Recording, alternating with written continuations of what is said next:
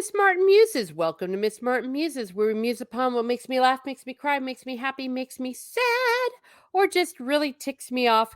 Today we talk about something that makes me a little bit sad. It is Frodo. Poor Frodo. And was Frodo a failure?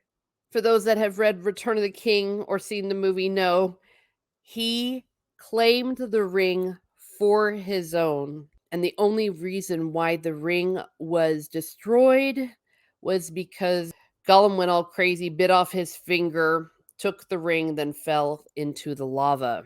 When in doubt, I want to look to the good professor. Thank goodness he left for us his letters where we can read his thoughts. It is letter 246. Frodo indeed failed as a hero. As conceived by simple minds, he did not endure to the end. He gave in. Ratted. I think it's significant that the professor puts failed in quotes. We will see why in a moment. Professor Tolkien goes on to explain why his use of the word simple minds is not one of contempt. He rather is using it as a jumping off point to give something very, very, very detailed, which I'm choosing to skip. It is fascinating reading, but I wanted to go on to where he is specifically talking about Frodo. I do not think that Frodo's was a moral failure. So if we put these thoughts together, it reads, Frodo indeed failed as a hero. I do not think that Frodo's was a moral failure. At the last moment, the pressure of the ring would reach its maximum. Impossible, I should have said, for anyone to resist. Certainly after long possession, months of increasing torment, and when starved and exhausted. Frodo had done what he could and spent himself completely as an instrument of Providence, and had produced a situation in which the object of his quest could be achieved.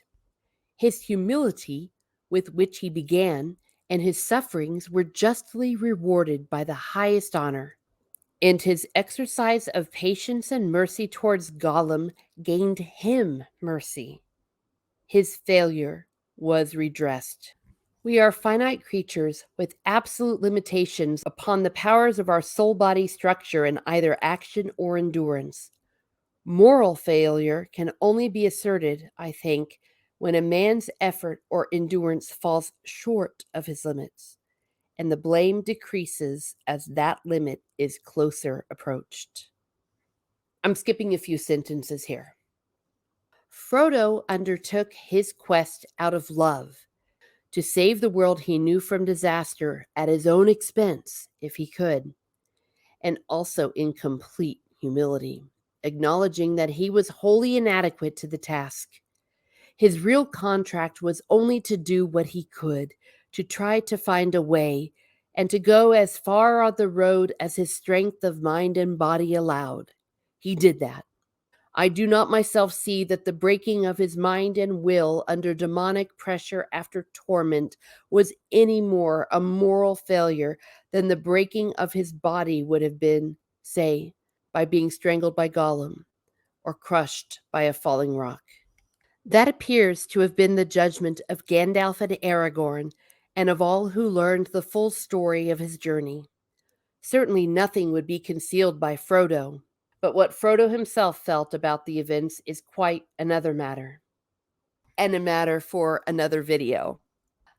So there it is, our poor Frodo, broken to his absolute limits, but not a failure, not a moral failure, because he went to his own limits, because he showed grace and mercy.